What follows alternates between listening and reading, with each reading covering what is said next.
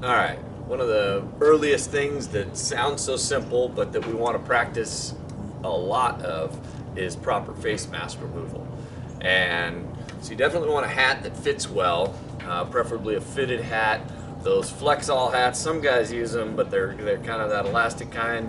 I don't recommend it, and I wouldn't even consider it out on the field. So I have a hat that fits me pretty well, nice and snug, because I don't want it moving around when I'm going for the face mask. But so long as it has enough elasticity or fitting to hold your mask from drooping down on your face, you could use whatever works for you. But the keys to good practice before you get out on the field, and then just good practice when you want to keep refining your skills, are to have this mask well in your left hand. You would also have an indicator in your left hand. I didn't bring one out here for this video, but pretty easy to hold on to that and grab the mask with your left hand.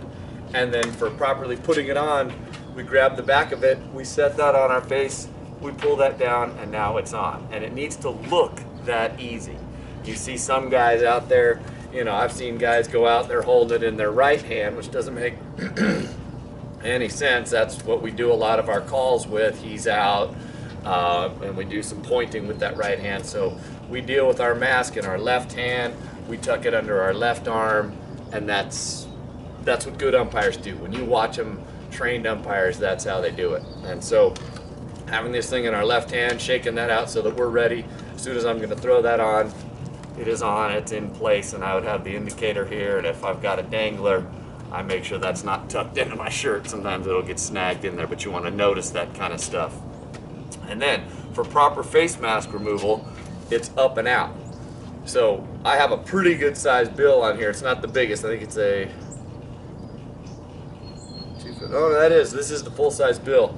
And there's no reason you shouldn't be able to do it with a full size bill. Now, if you're careless, you can knock your hat right off by coming up instead of out. And if you come out and up and you get good at that, then practicing that becomes, it's just what happens. When it's time and you're down in that position and the ball is hit or something has happened, a passed ball up and out, and I'm now available to officiate the play, whatever's going to happen. And so that's something that you can just practice over and over. Proper mask on, out and up. Proper mask on, out and up. And it just comes off, and it does not knock your cap off your head.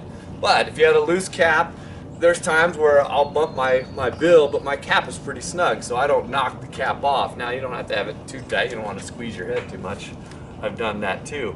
But it's out and up. But if you get that out and up as just part of it, out and up, then you miss the bill of your cap. So that's a good thing to just keep practicing. Out and up. And it may look totally simple as I'm doing it, but I've done this thousands of times. So it's now just part of what I do. In the beginning, it's not quite that easy. It should be, but like anything, muscle memory and practicing of good technique will really get you there. And so it's out and up, and that mask comes off, and everything's in place.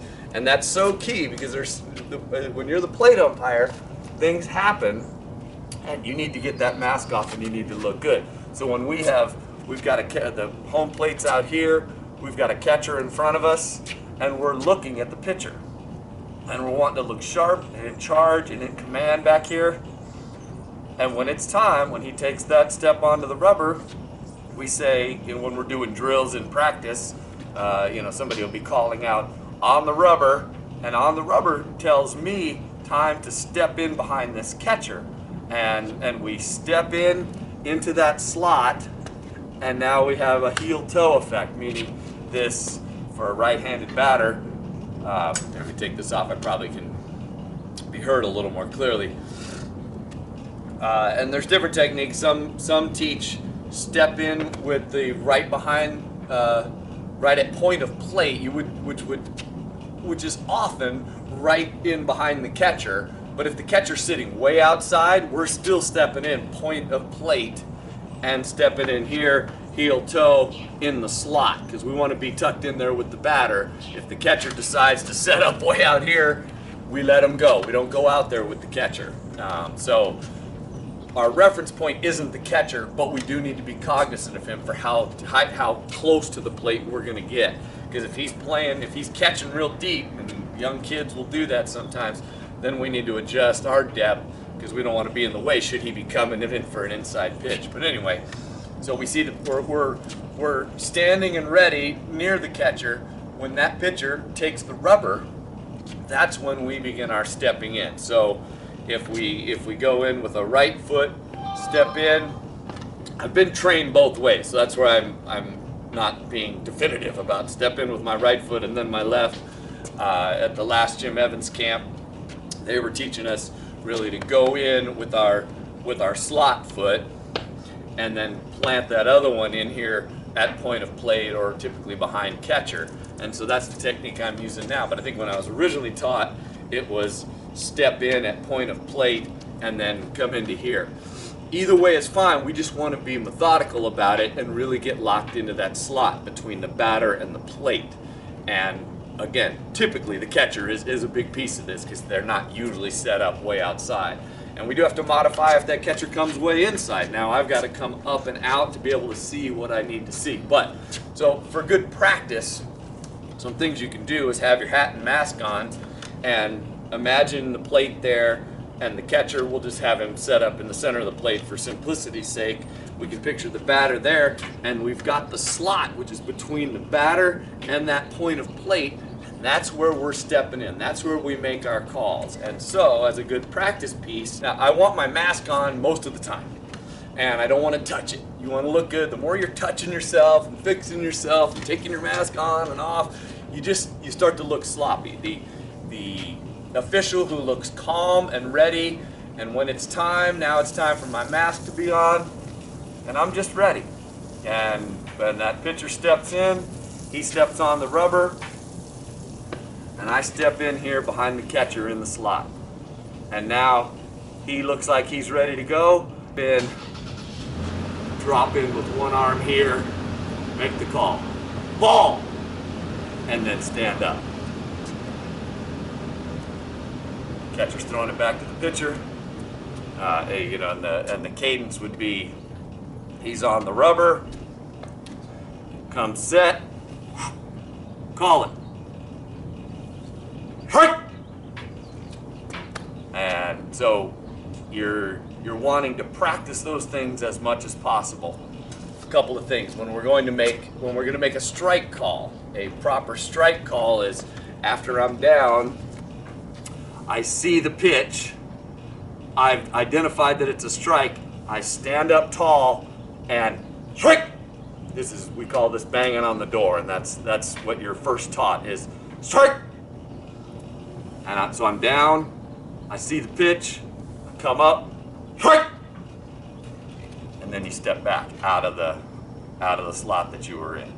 When we make a ball call, we've stepped in, we're down, we see that it's a ball, we pause in the same way that we did with the strike. We want to call them in the same amount of time because our timing helps set everybody up for understanding whether it's a ball or a strike, and it keeps us consistent.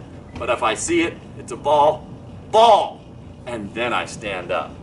So those two things begin to signal to the coaches whether I've called a ball or a strike. If I stay down and you don't actually hear me because I don't vocalize as loud sometimes on the ball, you know that I've called a ball. Versus when I see that strike and you see me come up out of my stance and make either this or I'm banging on the door, even if it's noisy and you didn't happen to hear the words come out of my mouth, from the consistent motion that I'm making, that everybody knows typically what the call is. Anyway, so again, those are some things you can practice, getting the mask on and off, making it look smooth, making it look authoritative.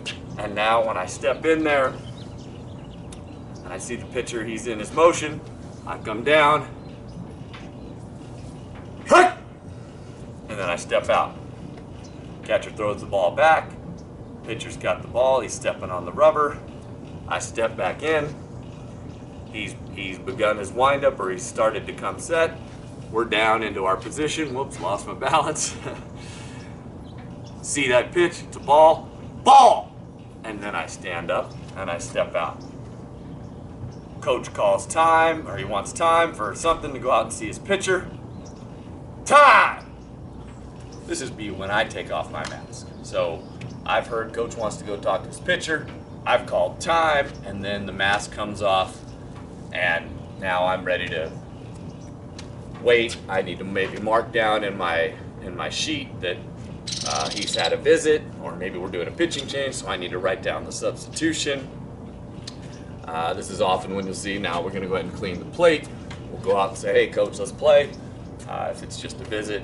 And then I would step back, and as everybody's getting ready, I don't want anybody waiting on me, so that mask is going to be on, and I'm going to be behind that plate before anybody would wish that, hey, what's taking the umpire so long? So now I'm ready, here we go, and let's go, play.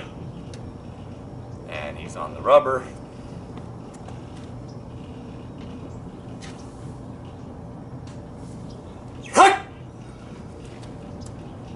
Step out,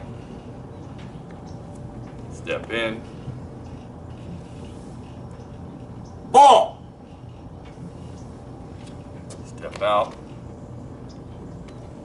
step in, 3 balls, 2 strikes.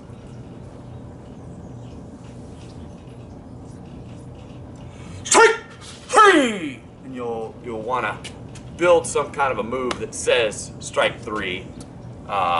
And that's only, of course, on a called 3rd strike. So if he swings, you know, everybody sees it. He's missed it, and we'll just quietly motion. Yep, he's out. If it's a drop 3rd strike or an uncaught 3rd strike, then we're going to motion that was a strike, but we're not going to say that he's out because he has the opportunity to run down there if he does, if the base is available or there's 2 outs, and then a call needs to be made in that regard. But the basics, practice getting that mask on, make that look good, make that look simple, like you don't have to look at the mask, like you know where it is, that you can get it off quickly, that you can get it back on quickly. These are the kind of things that you can just tell an umpire that's good at it, that realizes it matters, that I look sharp, that I can be quick about it, that the mask just isn't really a part of any sort of an issue. And there you go.